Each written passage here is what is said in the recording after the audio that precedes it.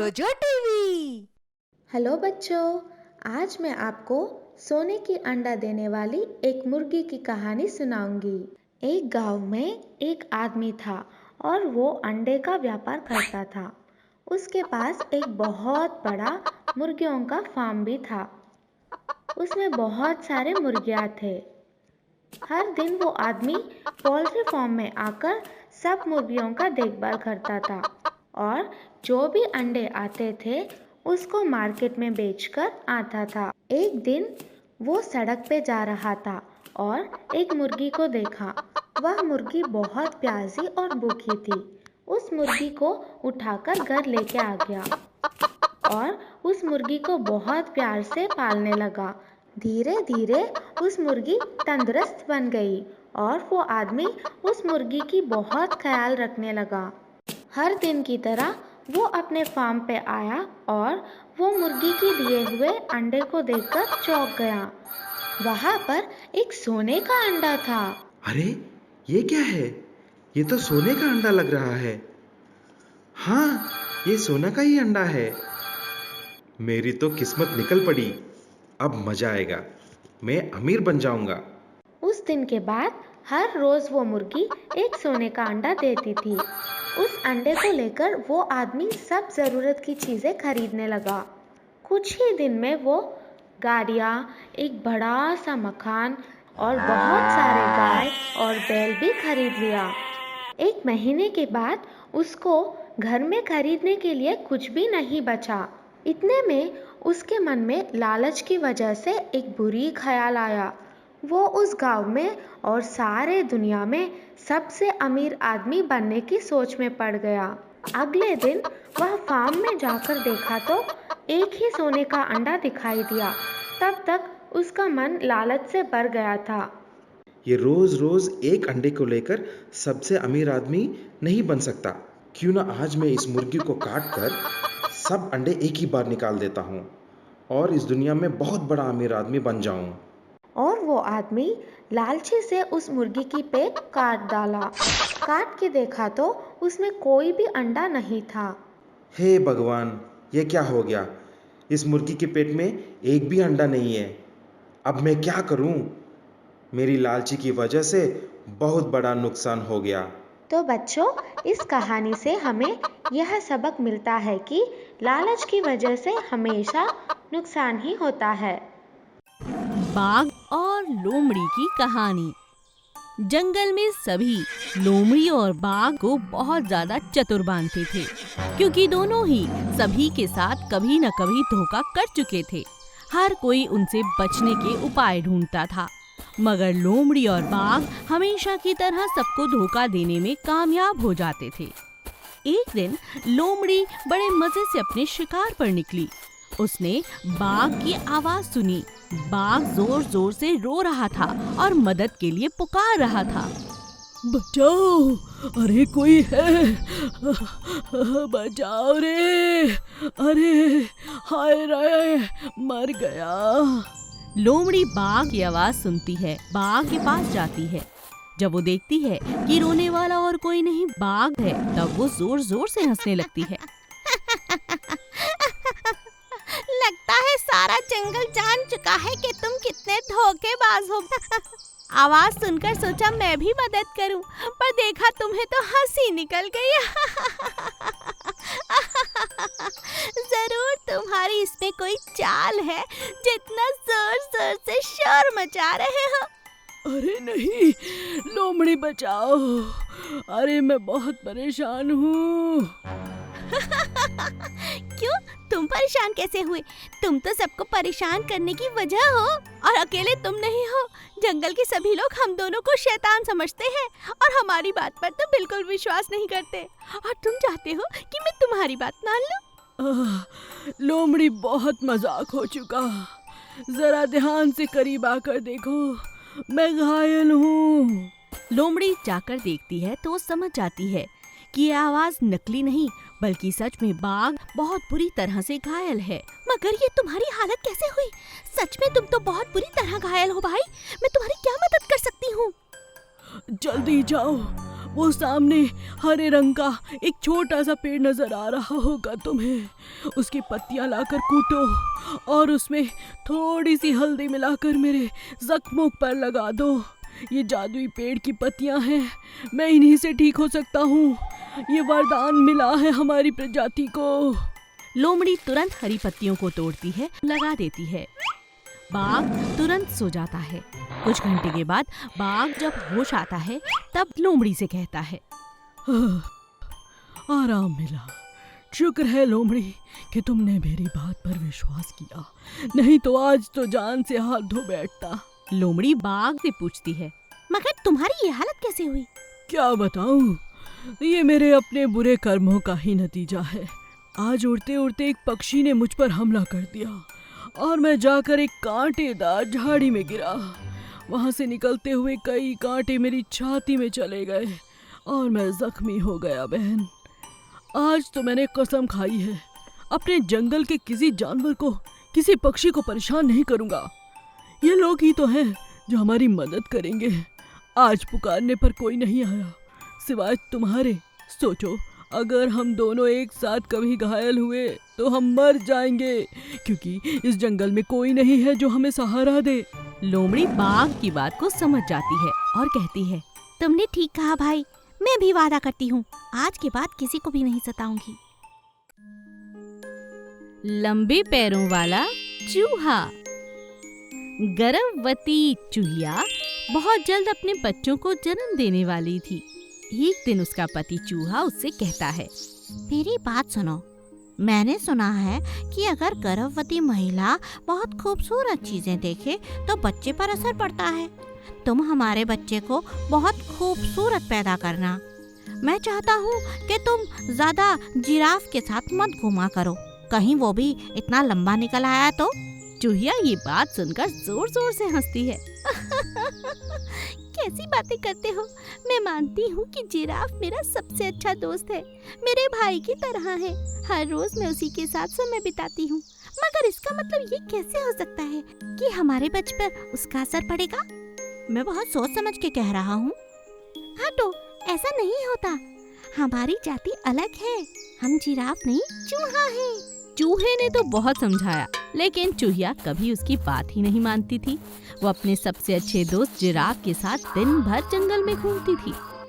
एक दिन जब बच्चा होने का समय आता है तो चूहिया जोर जोर से चिल्लाती है, ये क्या हो गया? हे भगवान, अब मैं अपने पति को क्या मुंह दिखाऊंगी? थोड़ी ही देर में चूहा घर लौटता है और लंबी टांगों वाला चूहा देखकर वो हैरान रह जाता है। हाँ, ये क्या? ये किसका बच्चा है? चूहिया बहुत हैरान होकर अपने पति से कहती है, हाँ, ये हमारा ही है, मगर मुझे नहीं मालूम था कि सारा दिन जिराफ के साथ घूमने के बाद हमारा बच्चा इतनी लंबी टांगों वाला होगा। अब तो हम इस बिल में रह ही नहीं सकते, हमें अपना घर जल्द से जल्द बदलना होगा। चूहा यह सब देखकर बहुत हैरान रह जाता है। मैं मानता हूँ ये मेरा बेटा है, मगर तुम्हारी संगत के कारण इसकी आकृति इतनी अजीब हो गई। अब बोलो जिराफ से कुछ करे। थोड़ी देर में जिराफ वहाँ आ जाता है और चूहिया से कहता है, तुम दोनों चिंता मत करो, आओ, बच्चे के लिए नया घर मैंने पहले से बना कर रखा है। मैं भी मन ही मन डरता था कि मेरी बहना सारा दिन मेरे साथ रहती है, कहीं ये बात सच ना हो जाए। आओ लंबी टांगों वाले चूहे, चलो नए घर में। जिराफ एक बहुत खूबसूरत सा बिल उस परिवार को दे देता है। अब चूहा और उसका परिवार खुशी खुशी नए घर में रहने लगते हैं। लेकिन लंबी टांगों के होते हुए ये बात जंगल के सभी लोगों को बहुत अजीब लगी। सभी ने चूहे से कहा, ये तुम अपनी पत्नी को गलत कह रहे हो कि ये जिराफ के कारण हुआ है। चूहों में 100 साल के बाद एक चूहा लंबी टांगों का पैदा होता है। ये वही है, तुम बहुत सौभाग्यशाली हो चूहे, ये तुम्हारा बच्चा हमारे जंगल के लिए वरदान है। ये बात सुनकर चूहे के मन में प्रसन्नता छा जाती है। चूहा और उसकी पत्नी बहुत खुश होते हैं। अब एकदम खुशी के साथ वो अपना जीवन जीने लगते हैं। मुर्गी का लकड़ी का घर। रघु नाम का एक ग्वाला था। उसके पास गाय, भैंस, बकरियां तो थी ही, साथ ही साथ मुर्गियां भी पालता था। उसके पास इतने सारे पशु थे कि उनका ख्याल रखने में उसका सारा दिन बीत जाता था। मुर्गियां इतनी ज्यादा थीं कि रोज रोज उन्हें गिनना रघु के बस की बात ही नहीं थी। उन्हीं में एक बहुत ही चालाक और चतुर मुर्गी थी। रघु हर रोज एक मुर्गी को बेच दिया करता था। जैसे ही कोई व्यापारी मुर्गी खरीदने के लिए आता तो चतुर मुर्गी कहीं ना कहीं जाकर छिप जाया करती थी। ऐसा करते करते कई दिन कई महीने निकल गए। धीरे धीरे उसने लकड़ियां इकट्ठा करके कोने में एक छोटा सा लकड़ी का घर भी बना लिया था, जहां वो सुबह और शाम छुप कर रहा करती थी।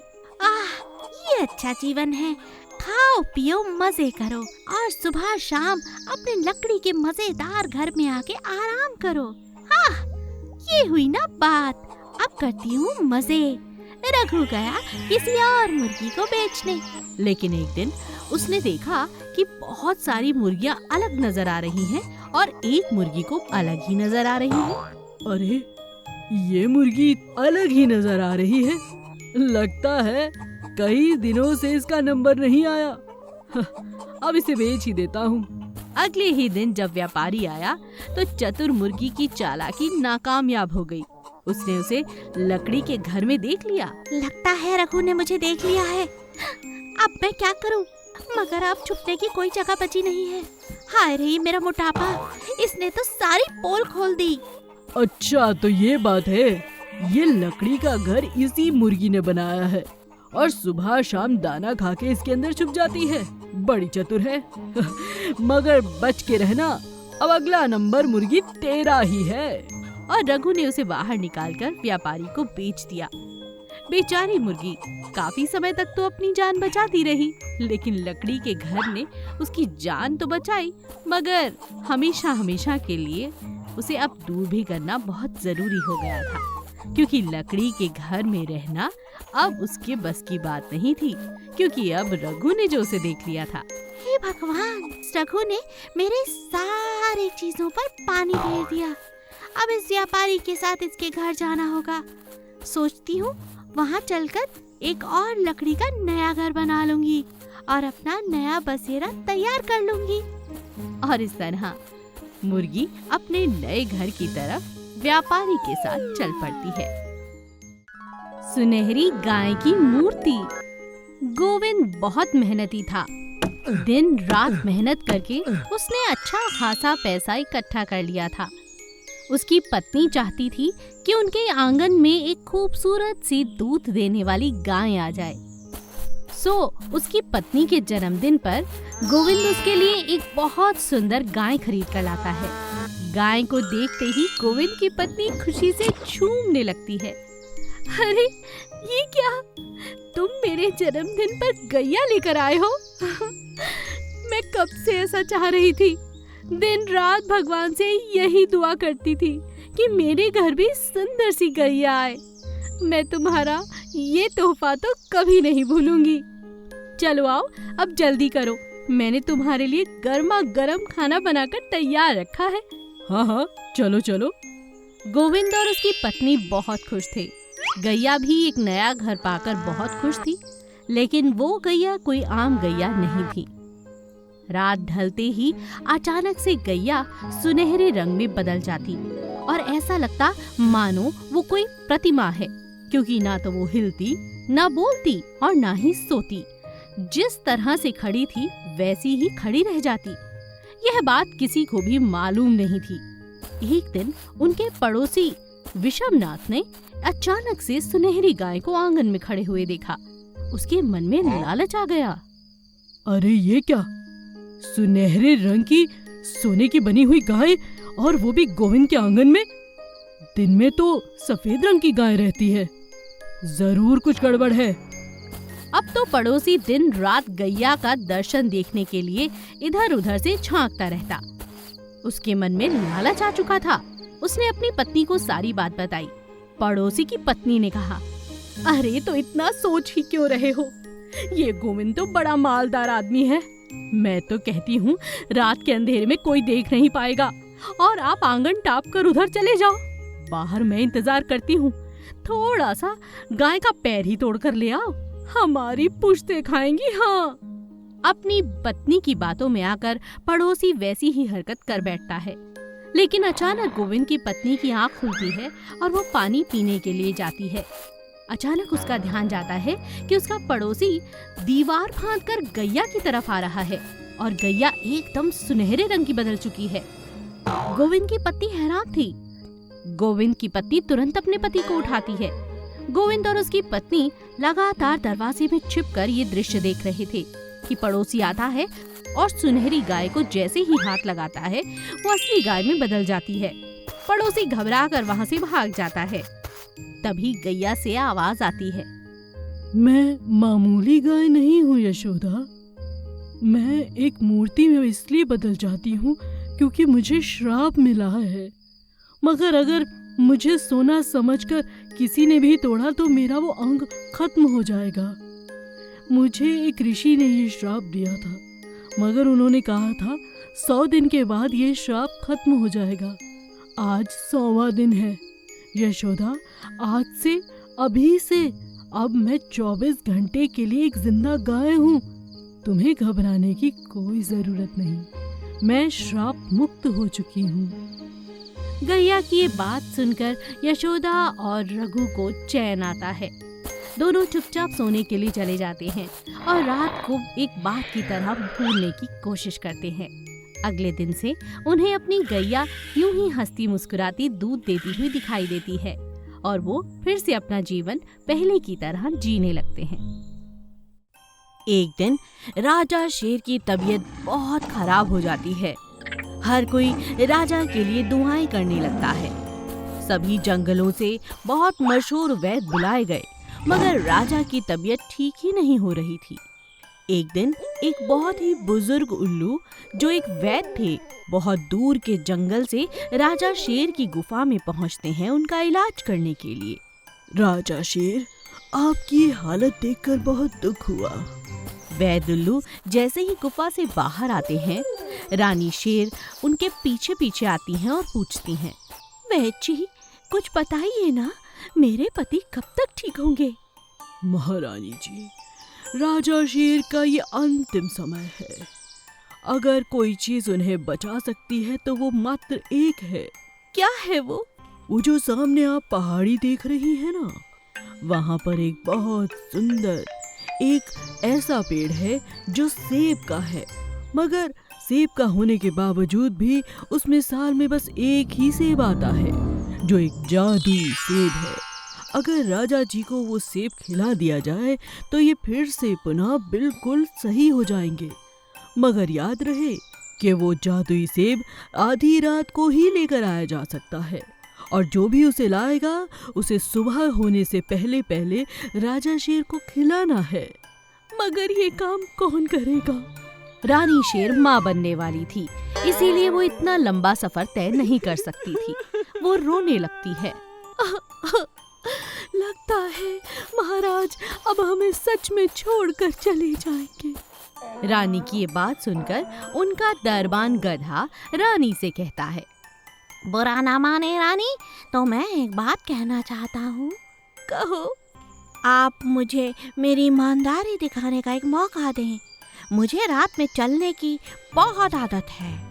मैं उस पहाड़ी पर जरूर जाऊंगा। महाराज के लिए जादुई सेब सुबह से पहले लाकर दिखाऊंगा महारानी। ये तुम क्या कह रहे हो? पूरा जंगल तुम्हें मूर्ख कहता है। दरबान से ज्यादा कोई काम तुम कर नहीं पाते, और तुम चाहते हो कि मैं इतनी बड़ी जिम्मेदारी तुम्हें दे दूं? रानी रोते हुए कहती है, लेकिन फिर सोचती है, हाँ, और तो जंगल में ऐसा लेकिन कोई नहीं जो ये बात कह रहा हो। तो जाओ, तुम ही जाकर कोशिश तो करो। जी महारानी। गधा बहुत खुशी खुशी इस अवसर को पाकर अपने लक्ष्य पर निकल पड़ता है। सारी रात सफर करने के बाद आधी रात को जब वो पेड़ के पास पहाड़ी पर पहुंचता है, उसे बहुत दूर एक सेब नजर आता है, लेकिन सेब तक पहुंचना उसके लिए नामुमकिन था। उसे समझ नहीं आया कि अब वो क्या करे। उसने वहां बैठकर भगवान की आराधना की और पेड़ को हिलाना शुरू कर दिया। अचानक पेड़ हिलते हिलते सेब नीचे आकर गिर गया गधा बहुत खुश था। गधे ने तुरंत सेब को उठाया और राजा शेर की गुफा तक पहुंच गया। यह देखकर रानी बहुत खुश थी। रानी ने सेब राजा को खिला दिया। सुबह होने से पहले पहले राजा शेर की तबीयत एकदम सही हो गई। राजा शेर को जब होश आया तो रानी शेर ने उन्हें सारी बात बताई। तब राजा शेर ने गधे से कहा, आज से ये गधा इस पूरे जंगल का सबसे समझदार जानवर बन जाएगा। अगर किसी ने इसे मूर्ख कहा तो उसे दंड दूंगा, दंड। गधा बहुत खुश हो जाता है। पूरा जंगल फिर से राजा संभाल लेता है और एक बार फिर से अपना जीवन खुशी खुशी जीने लगता है। समझदार मगरमच्छ, शेर और बंदर। बंदर की तो हमेशा से आदत रही है कि वो जंगल में रहने वाले सभी जानवरों की नकल उतारता था, मगर उसने कभी भी शेर की नकल नहीं उतारी थी, क्योंकि राजा शेर अक्सर अपनी गुफा के अंदर ही रहता था। एक दिन राजा शेर का जंगल में घूमने का मन हुआ। घूमते घूमते राजा शेर एक प्यारे से तालाब के पास आकर बैठ गया और अपने आप से बातें करने लगा। वाह, कितनी खूबसूरत जगह है। अभी राजा ने इतना कहा ही था कि तालाब के पास के पेड़ के ऊपर बैठा हुआ बंदर उसकी नकल करता है और वही बातें दोहराने लगता है जो शेर कहता है। कितना सुंदर नजारा है। ये कौन बोला? ये कौन बोला? बंदर ने फिर से उसकी नकल उतारी।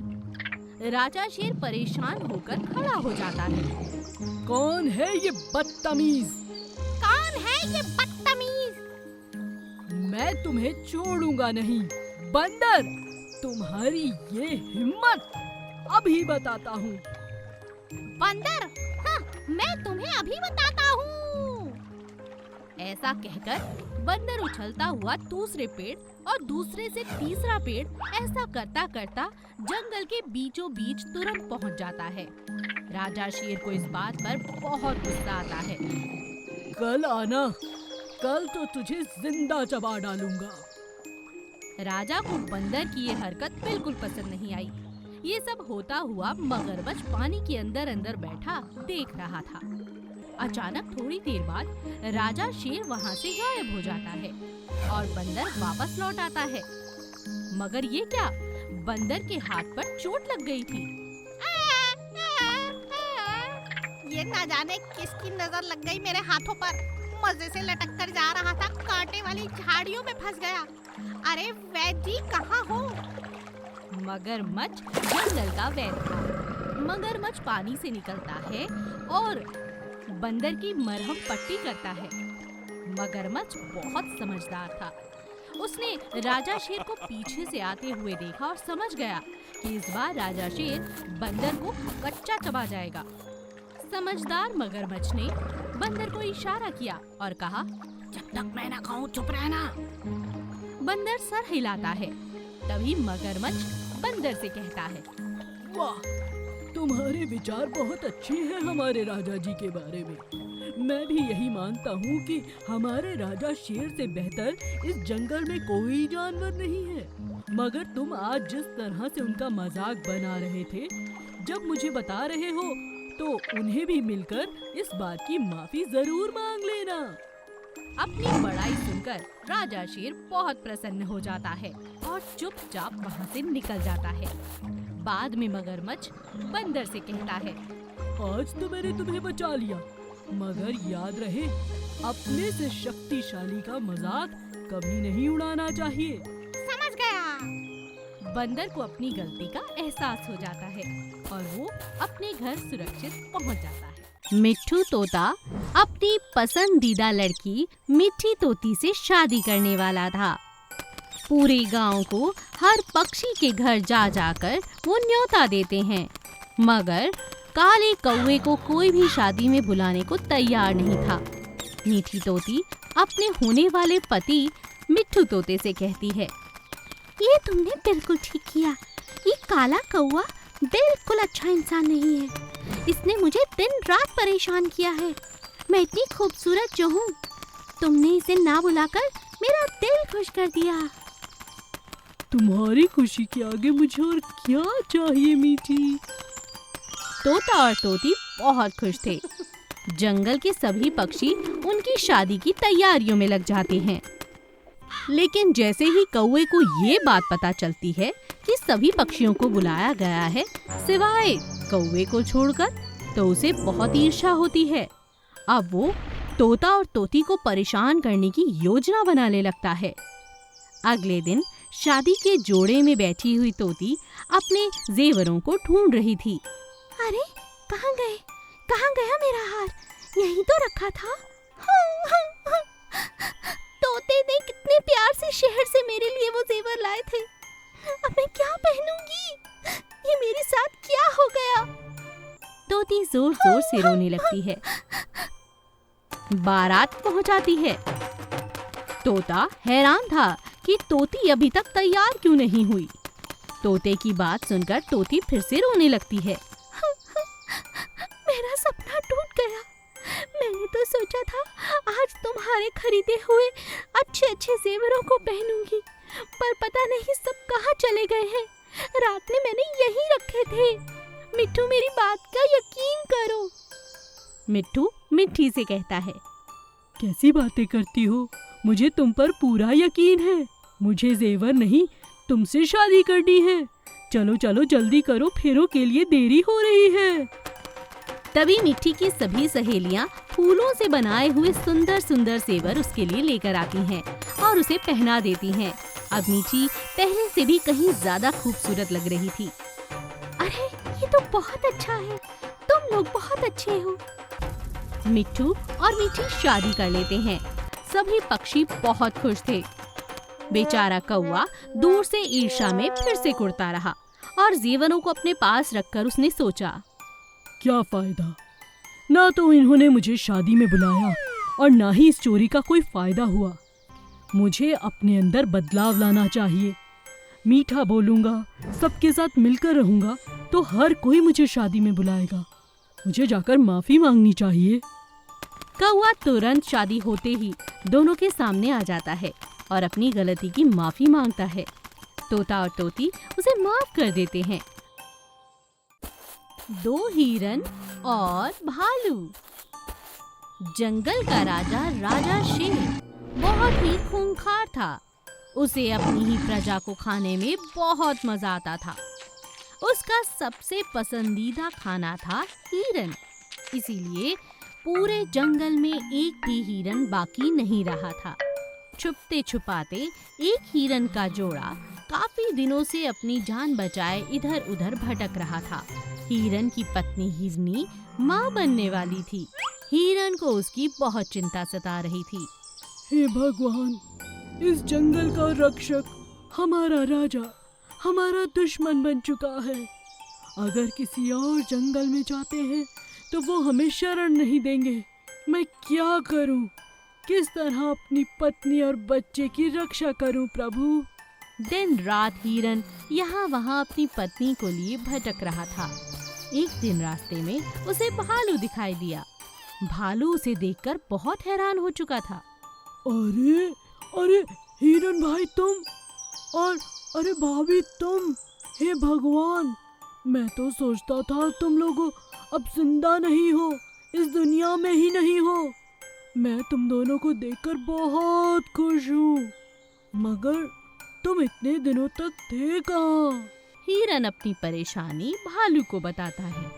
हिरनी और हिरन को रोता बिलखता देखकर भालू को उन पर बहुत दया आ जाती है और भालू कहता है, चाहे अब कुछ भी हो जाए, ये बच्चा इसी जंगल में पैदा होगा और इसका पूरा जिम्मा मेरा है।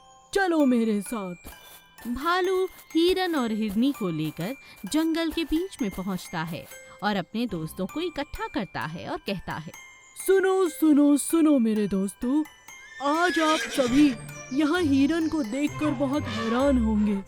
जैसा कि हम सब जानते हैं कि हमारे जंगल से हिरन लुप्त हो चुके हैं और इसका कारण है हमारा राजा शेर, जो हमारा रक्षक नहीं बल्कि भक्षक है। अब हमारी हिरनी बहन माँ बनने वाली है, एक नया हिरन इस जंगल में आने वाला है, मगर उसकी जान को खतरा है दोस्तों। मैं आप सबका साथ चाहता हूँ और अपने शेर को मार गिराना चाहता हूँ। अगर वो ही नहीं रहेगा तो यहाँ पर इस तरह का कोई मासूम परेशान नहीं रहेगा। भूलिए मत, आज ये हिरन की बात है, कल हम में से किसी की भी हो सकती है। भालू के इतने सारे अच्छे विचार सुनकर जंगल के सभी जानवर उसके साथ हो लिए और बंदर ने कहा, तुम बिल्कुल ठीक कहते हो, मैं तुम्हारे साथ हूँ और मैं ही क्या, हम सब तुम्हारे साथ हैं। बताओ क्या करना है। सभी जानवर मिलकर राजा को मारने के लिए एक योजना बनाते हैं। वो कुछ बहुत स्वादिष्ट खाने का पकाते हैं जिसमें जहर डाल देते हैं और अपने राजा को खिला देते हैं। राजा भोजन को देखकर बहुत खुश होता है, मगर भोजन खाने के तुरंत बाद उसकी मौत हो जाती है। राजा शेर को मरा हुआ पाकर अब सभी जंगलवासी बहुत खुश थे। हिरन भालू का शुक्रिया अदा करता है। तुम्हारा बहुत बहुत शुक्रिया, तुमने हम दोनों को, हमारे बच्चे को बचाया। हम तुम्हारा एहसान नहीं भूलेंगे दोस्त। और इसी तरह खुशी खुशी सभी जंगलवासी दोबारा जीने लगते हैं और अपना राजा भालू को बना देते हैं।